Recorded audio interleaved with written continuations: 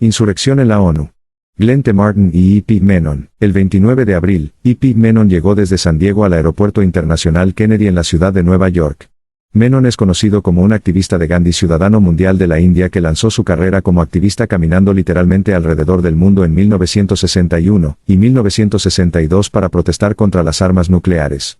Caminó desde el centro de la India hasta Moscú, luego a París y Londres, luego desde la ciudad de Nueva York y Washington, D.C. y finalmente desde Tokio a Hiroshima.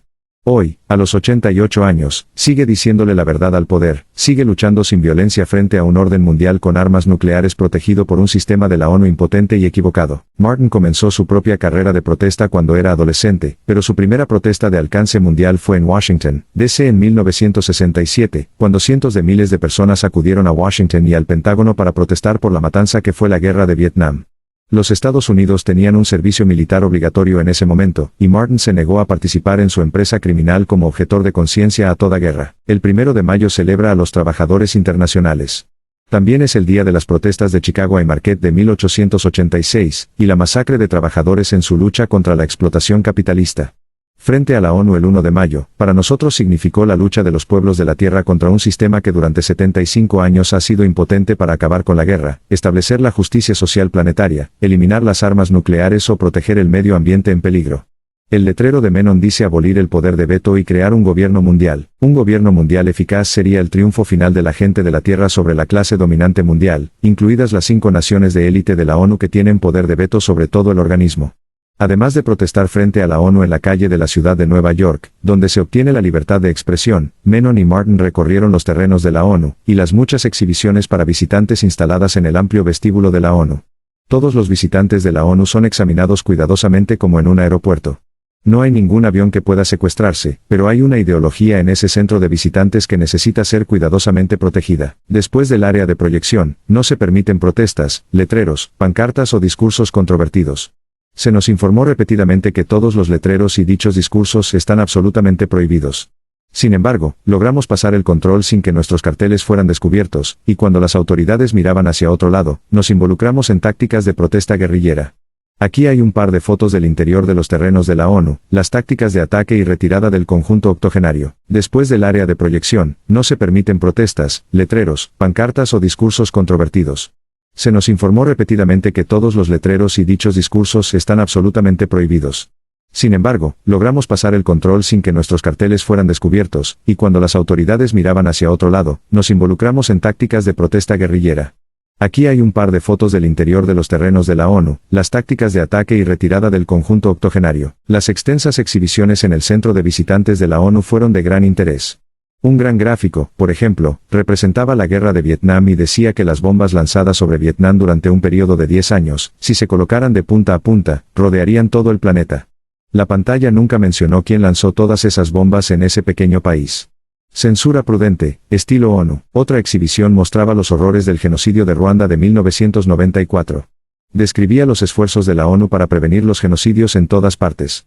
La exhibición nunca mencionó el hecho de que el Banco Mundial y el FMI habían forzado programas de austeridad de ajuste estructural en Ruanda durante 2 años antes del genocidio, engendrando hambre, desempleo y desesperación en esa desventurada población, claramente un factor que contribuyó a su desesperación genocida.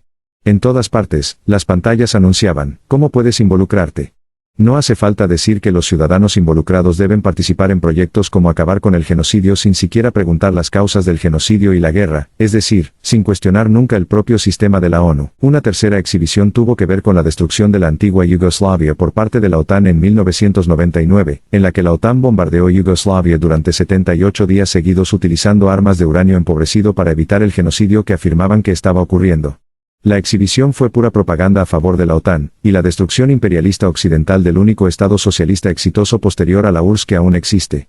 No se mencionó que hoy estos países están demandando a las potencias imperialistas por aumentar significativamente su número de cánceres y nacimientos deformes al envenenar sus tierras con uranio radiactivo. Esto en cuanto a las prevenciones de la ONU del genocidio.